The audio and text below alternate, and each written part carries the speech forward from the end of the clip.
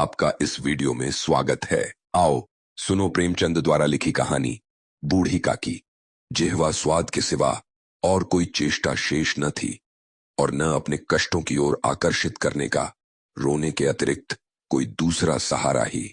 समस्त इंद्रियां, नेत्र, हाथ और पैर जवाब दे चुके थे। पृथ्वी पर बैठी रहती और घर वाले कोई बात उनकी इच्छा के प्रतिकूल करते, भोजन का समय टल जाता या उसका परिमाण पूर्ण न होता अथवा बाजार से कोई वस्तु आती और न मिलती तो ये रोने लगती थीं। उनका रोना सिसकना साधारण रोना न था।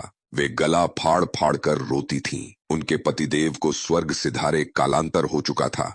बेटे तरुण हो होकर चल बसे थे। अब एक भतीजे के अलावा और कोई न था। उसी भतीजे के नाम उन्होंने अपनी सारी संपत्ति लिख दी। भतीजे ने सारी संपत्ति लिखाते समय खूब लंबे लंबे वादे किए, किंतु वे सब वादे केवल कुली डिपो के दलालों के दिखाए हुए सब्ज़बाग थे। यद्यपि उस संपत्ति की वार्षिक आय 150-200 रुपए से कम न थी, तथापि बूढ़ी काकी को पेट भर भोजन भी कठिनाई से मिलता था। इसमें उनके भतीजे पंडित बुद्धिराम का अपराध था अथवा उनकी अर्धांगिनी श्रीमती रूपा का, इसका निर्णय करना सहज नहीं। बुद्धिराम स्वभाव के सज्जन थे, किंतु उसी समय तक जबकि उनके कोष पर आंच न आए। रूपा स्वभाव से तीव्र थी सही, पर ईश्वर से डरती थी। अतएव बूढ़ी काकी को उसकी तीव्रता उतनी न खलती थी जितनी बुद्धिराम की भलमनसाहत। बुद्धिराम को कभी कभी अपने अत्याचार का खेद होता था। विचारते कि इसी संपत्ति के कारण मैं इस समय भला मानुष बना बैठा हूं। यदि भौतिक आश्वासन और सूखी सहानुभूति से स्थिति में सुधार हो सकता हो, उन्हें कदाचित कोई आपत्ति न होती, परंतु विशेष व्यय का भय उनकी सुचेष्टा को दबाए रखता था। यहां तक कि यदि द्वार पर कोई भला आदमी बैठा होता और बूढ़ी काकी उस समय अपना राग अलापने लगती तो वह आग हो जाते और घर में आकर उन्हें जोर से डांटते। लड़कों को बुढ़ों से स्वाभाविक विद्वेष होता ही है, और फिर जब माता पिता का यह रंग देखते तो वे बूढ़ी काकी को और सताया करते। कोई चुटकी काटकर भागता, कोई इन पर पानी की कुल्ली कर देता। काकी चीख मारकर रोती, परंतु यह बात प्रसिद्ध थी कि वह केवल खाने के लिए रोती हैं। अतएव उनके संताप और आर्तनाद पर कोई ध्यान नहीं देता था। हाँ, काकी क्रोधातुर होकर बच्चों को गालियां देने लगती तो रूपा घटनास्थल पर आ पहुंचती। इस भय से काकी अपनी जिह्वा कृपाण का कदाचित ही प्रयोग करती थीं। यद्यपि उपद्रव शांति का यह उपाय रोने से कहीं अधिक उपयुक्त था। संपूर्ण परिवार में यदि काकी से किसी को अनुराग था तो वह बुद्धिराम की छोटी लड़की लाडली थी। लाडली अपने दोनों भाइयों के भय से अपने हिस्से की मिठाई चबैना बूढ़ी काकी के पास बैठकर खाया करती थी। यही उसका रक्षागार था, और यद्यपि काकी की शरण उनकी लोलुपता के कारण बहुत महंगी हो जाती थी, तथापि भाइयों के अन्याय से सुरक्षा कहीं सुलभ थी। तो बस यहीं इसी स्वार्थानुकूलता ने उन दोनों में सहानुभूति का आरोपण कर दिया था। रूपा उस समय कार्यभार से उद्विग्न हो रही थी। कभी इस कोठे में जाती, कभी उस कोठे में, कभी कड़ाह के पास जाती, कभी भंडार में जाती। किसी ने बाहर से आकर कहा, महाराज ठंडई मांग रहे हैं। ठंडई देने लगी। इतने में फिर किसी ने आकर कहा, भाट आया है, उसे कुछ दे दो। भाट के लिए सीधा निकाल रही थी कि एक तीसरे आदमी ने आकर पूछा, अभी भोजन तैयार होने में कितना विलंब है, जरा ढोल मजीरा उतार दो। बेचारी अकेली स्त्री दौड़ते दौड़ते व्याकुल हो रही थी, झुंझलाती थी, कुड़ती थी, परंतु क्रोध प्रकट करने का अवसर न पाती थी। भय होता कहीं पड़ोसी ने यह न कहने लगे कि इतने में उबल पड़ी। प्यास से स्वयं कंठ सूख रहा था, गर्मी के मारे फूंकी जाती थी, परंतु इतना अवकाश न था कि जरा पानी पी ले अथवा पंखा लेकर झले। यह भी खटका था कि जरा आंख हटी और चीजों की लूट मची। इस अवस्था में उसने बूढ़ी काकी को कड़ाह के पास बैठी देखा तो जल गई। क्रोध न रुक सका। इसका भी ध्यान न रहा कि पड़ोसी ने बैठी हुई हैं, मन में क्या कहेंगी। पुरुषों में लोग सुनेंगे तो क्या कहेंगे। जिस प्रकार मेंढक केंचुए पर झपटता है, उसी प्रकार वह बूढ़ी काकी पर झपटी और उन्हें दोनों हाथों से झटक कर बोली, ऐसे पेट में आग लगे, पेट है या भाड़। कोठरी में बैठते हुए क्या दम घुटता था। अभी मेहमानों ने नहीं खाया, भगवान को भोग नहीं लगा, तब तक धैर्य न हो सका, आकर छाती पर सवर हो गई। चल जाए ऐसी जीभ, दिन भर खाती न होती तो जाने किसकी हांडी में मुंह डालती। गांव देखेगा तो कहेगा कि बुढ़िया भरपेट खाने को नहीं पाती, तभी तो इस तरह मुंह बाए फिरती है। डायन न मरे न मांचा छोड़े, नाम बेचने पर लगी है, नाक कटवाकर दम लेगी। इतनी ठूंसती है न जाने कहां भस्म हो जाता है। भला चाहती हो तो जाकर कोठरी में बैठो, जब घर के लोग खाने लगेंगे तब तुम्हें भी मिलेगा। तुम कोई देवी नहीं हो कि चाहे किसी के मुंह में पानी न जाए, परंतु तुम्हारी पूजा पहले ही हो जाए। बूढ़ी काकी ने सिर उठाया, न रोई न बोली, चुपचाप रेंगती हुई अपनी कोठरी में चली गईं। आवाज ऐसी कठोर थी कि हृदय और मस्तिष्क की संपूर्ण शक्तियां, संपूर्ण विचार और संपूर्ण भार उसी ओर आकर्षित हो गए थे। नदी में जब कगार का कोई वृहद खंड कटकर गिरता है तो आसपास का जल समूह चारों ओर से उसी स्थान को पूरा करने के लिए दौड़ता है। भोजन तैयार हो गया है। आंगन में पत्तलें पड़ गईं। मेहमान खाने लगे। स्त्रियों ने जेवनार गीत गाना आरंभ कर दिया। मेहमानों के नाई और सेवक गण भी उसी मंडली के साथ किंतु कुछ हटकर भोजन करने बैठे थे। परंतु सभ्यतानुसार जब तक सब के सब खा न चुके कोई उठ नहीं सकता था। दो एक मेहमान जो कुछ पढ़े लिखे थे, सेवकों के दीर्घाहार पर झुंझला रहे थे। वे इस बंधन को व्यर्थ और बेकार की बात समझते थे। बूढ़ी काकी अपनी कोठरी में जाकर पश्चाताप कर रही थी कि मैं कहां से कहां आ गई। उन्हें रूपा पर क्रोध नहीं था, अपनी जल्दबाजी पर दुख था। सच ही तो है, जब तक मेहमान लोग भोजन न कर चुकेंगे घर वाले कैसे खाएंगे। मुझसे इतनी देर भी न रहा गया। सबके सामने पानी उतर गया। अब जब तक कोई बुलाने नहीं आएगा न जाऊंगी। मन ही मन इस प्रकार का विचार कर वह बुलाने की प्रतीक्षा करने लगी। परंतु घी की रुचिकर सुवास बहुत धैर्य परीक्षक प्रतीत हो रही थी। उन्हें एक एक पल एक एक युग के समान मालूम होता था। अब पत्तल बिछ गई होगी, अब मेहमान आ गए होंगे। लोग हाथ पैर धो रहे हैं, नाई पानी दे रहा है। मालूम होता है लोग खाने बैठ गए। जेवनार गाया जा रहा है। यह विचार कर वह मन को बहलाने के लिए लेट गईं। धीरे धीरे एक गीत गुनगुनाने लगीं। उन्हें मालूम हुआ कि मुझे गाते देर हो गई। क्या इतनी देर तक लोग भोजन कर ही रहे होंगे? किसी की आवाज सुनाई नहीं देती। अवश्य ही लोग खा पी कर चले गए। मुझे कोई बुलाने नहीं आया है। रूपा चिढ़ गई है, क्या जाने न बुलाए। सोचती हो कि आप ही आवेंगी।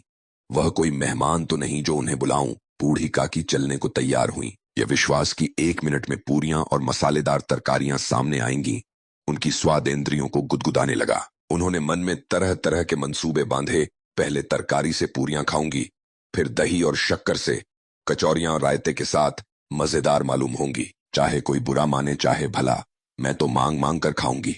यही न लोग कहेंगे कि इन्हें विचार नहीं।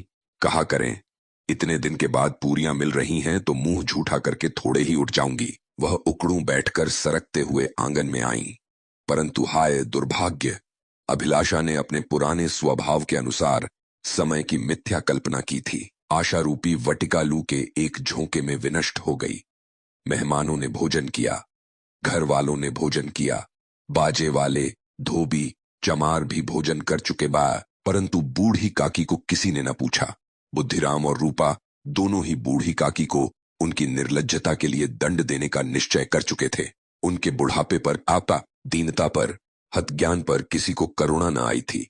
अकेली लाडली उनके लिए कुढ़ रही थी। लाडली को काकी से अत्यंत प्रेम था। बेचारी भोली लड़की थी। बाल विनोद और चंचलता की उसमें गंध तक न थी। दोनों बार जब उसके माता पिता ने काकी को निर्दयता से घसीटा तो लाडली का हृदय ऐंठ कर रह गया। वह झुंझला रही थी कि हम लोग काकी को क्यों बहुत सी पूरियां नहीं देते। क्या मेहमान सबकी सब खा जाएंगे? और यदि काकी ने मेहमानों से पहले खा लिया तो क्या अनर्थ हो जाएगा? वह काकी के पास जाकर उन्हें धैर्य देना चाहती थी, परंतु माता के भय से न जाती थी। उसने अपने हिस्से की पूरियां बिल्कुल न खाई थीं। अपनी गुड़िया की पिटारी में बंद कर रखी थी। उन पूरियों को काकी के पास ले जाना चाहती थी। उसका हृदय अधीर हो रहा था। बूढ़ी काकी मेरी बात सुनते ही उठ बैठेंगी। पूरियां देखकर कैसी प्रसन्न होंगी, मुझे खूब प्यार करेंगी। रात को 11 बज गए थे। रूपा आंगन में पड़ी सो रही थी। लाडली की आंखों में नींद न आती थी। काकी को पूरियां खिलाने की खुशी उसे सोने न देती थी। उसने गुड़ियों की पिटारी सामने रखी थी। जब विश्वास हो गया कि अम्मा सो रही हैं, तो वह चुपके से उठी और विचारने लगी, कैसे चलूं? चारों ओर अंधेरा था। केवल चूल्हों में आग चमक रही थी और चूल्हों के पास एक कुत्ता लेटा हुआ था। लाडली की दृष्टि सामने वाले नीम पर गई। उसे मालूम हुआ कि उस पर हनुमान जी बैठे हुए हैं। उनकी पूंछ, उनकी गदा वह स्पष्ट दिखलाई दे रही है। मारे भय के उसने आंखें बंद कर लीं। इतने में कुत्ता उठ बैठा। लाडली को ढाढ़स हुआ। कई सोए हुए मनुष्यों के बदले एक भागता हुआ कुत्ता उसके लिए अधिक धैर्य का कारण हुआ। उसने पिटारी उठाई और बूढ़ी काकी की कोठरी की ओर चली। बूढ़ी काकी को केवल इतना स्मरण था कि किसी ने मेरे हाथ पकड़कर घसीटे। फिर ऐसा मालूम हुआ कि जैसे कोई पर्वत पर उड़ाए लिए जाता है। उनके पैर बार बार पत्थरों से टकराए। तब किसी ने उन्हें पर्वत पर से पटका। वे मूर्छित हो गईं। जब वे सचेत हुईं तो किसी की जरा भी आहट न मिलती थी। समझी कि सब लोग खा पी कर सो गए और उनके साथ मेरी तकदीर भी सो गई। रात कैसे कटेगी? राम, क्या खाऊं? पेट में अग्नि धधक रही है। हाँ, किसी ने मेरी सुधि न ली। क्या मेरा पेट काटने से धन जुड़ जाएगा? इन लोगों को इतनी भी दया नहीं आती कि न जाने बुढ़िया कब मर जाए। उसका जी क्यों दुखावें? मैं पेट की रोटियां ही खाती हूं कि और कुछ। इस पर यह हाल। मैं अपाहिज ठहरी। न कुछ सुनूं न बूझूं। यदि आंगन में चली गई तो क्या बुद्धिराम से इतना कहते न बनता था कि काकी अभी लोग खाना खा रहे हैं, फिर आना। मुझे घसीटा, पटका। उन्हीं पूरियों के लिए रूपा ने सबके सामने गालियां दी। उन्हीं पूरियों के लिए इतनी दुर्गति करने पर भी उनका पत्थर का कलेजा न पसीजा। सबको खिलाया, मेरी बात तक न पूछी। जब तभी न दी, तब अब क्या देंगे?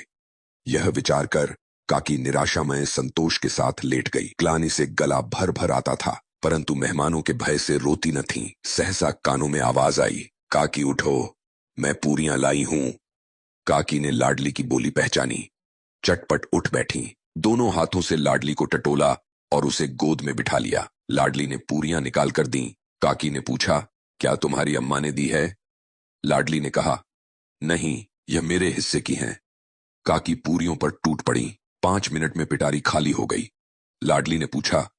काकी पेट भर गया। जैसे थोड़ी सी वर्षा ठंडक के स्थान पर और भी गर्मी पैदा कर देती है, उस भांति इन थोड़ी पूरियों ने काकी की क्षुधा और इच्छा को और उत्तेजित कर दिया था। बोली, नहीं बेटी, जाकर अम्मा से और मांग लाओ। लाडली ने कहा, अम्मा सोती हैं, जगाऊंगी तो मारेंगी। काकी ने पिटारी को फिर टटोला। उसमें कुछ खुरचन गिरी थी।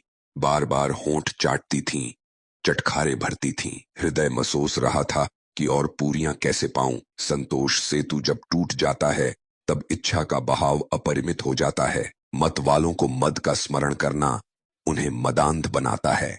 काकी का अधीर मन इच्छाओं के प्रबल प्रवाह में बह गया।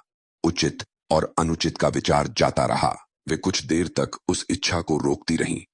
सहसा लाडली से बोली, मेरा हाथ पकड़कर वहां ले चलो जहां मेहमानों ने बैठकर भोजन किया है। लाडली उनका अभिप्राय समझ न सकी।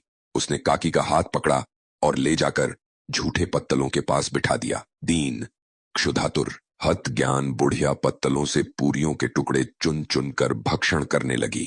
ओह, दही कितना स्वादिष्ट था, कचौड़ियां कितनी सलोनी, खस्ता कितने सुकोमल। काकी बुद्धिहीन होते हुए भी इतना जानती थीं कि मैं वह काम कर रही हूं जो मुझे कदापि न करना चाहिए। मैं दूसरों की झूठी पत्तल चाट रही हूं। परंतु बुढ़ापा तृष्णा रोग का अंतिम समय है, जब संपूर्ण इच्छाएं एक ही केंद्र पर आ लगती हैं।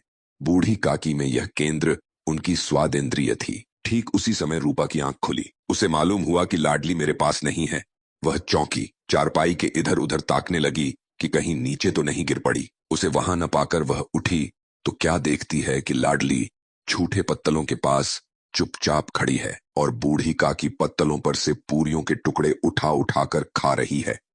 रूपा का हृदय सन्न हो गया। किसी गाय की गर्दन पर छुरी चलते देखकर जो अवस्था उसकी होती, वही उस समय हुई। एक ब्राह्मणी दूसरों की झूठी पत्तल टटोले, इससे अधिक शोकमय दृश्य असंभव था। पूरियों के कुछ ग्रासों के लिए उसकी चचेरी सास ऐसा निष्कृष्ट कर्म कर रही है। यह वह दृश्य था जिसे देखकर देखने वालों के हृदय कांप उठते हैं। ऐसा प्रतीत होता मानो जमीन रुक गई, आसमान चक्कर खा रहा है, संसार पर कोई आपत्ति आने वाली है। रूपा को क्रोध न आया। शोक के सम्मुख क्रोध कहां? करुणा और भय से उसकी आंखें भर आईं। इस अधर्म का भागी कौन है? उसने सच्चे हृदय से गगन मंडल की ओर हाथ उठाकर कहा, परमात्मा, मेरे बच्चों पर दया करो। इस अधर्म का दंड मुझे मत दो, नहीं तो मेरा सत्यानाश हो जाएगा। रूपा को अपनी स्वार्थपरता और अन्याय इस प्रकार प्रत्यक्ष रूप में कभी न दिख पड़े थे। वह सोचने लगी, हाय, कितनी निर्दय हूं। जिसकी संपत्ति से मुझे 200 रुपया आय हो रही है, उसकी यह दुर्गति। और मेरे कारण, हे दयामय भगवान, मुझसे बड़ी भारी चूक हुई है, मुझे क्षमा करो। आज मेरे बेटे का तिलक था। कई मनुष्यों ने भोजन खाया। मैं उनके इशारों की दासी बनी रही, अपने नाम के लिए हजारों रुपए व्यय कर दिए, परंतु जिसकी बदौलत हजारों रुपए खाए, उसे इस उत्सव में भी भरपेट भोजन न दे सकी। केवल इसी कारण तो वह वृद्धा असहाय है। रूपा ने दिया जलाया, अपने भंडार का द्वार खोला और एक थाली में संपूर्ण सामग्रियां सजाकर बूढ़ी काकी की ओर चली। आधी रात जा चुकी थी। आकाश पर तारों के थाल सजे हुए थे और उन पर बैठे हुए देवगण स्वर्गीय पदार्थ सजा रहे थे, परंतु उसमें किसी को वह परमानंद प्राप्त न हो सकता था जो बूढ़ी काकी को अपने सम्मुख थाल देखकर प्राप्त हुआ। रूपा ने कंठारुद्ध स्वर में कहा, काकी उठो, भोजन कर लो। मुझसे आज बड़ी भूल हुई, उसका बुरा न मानना।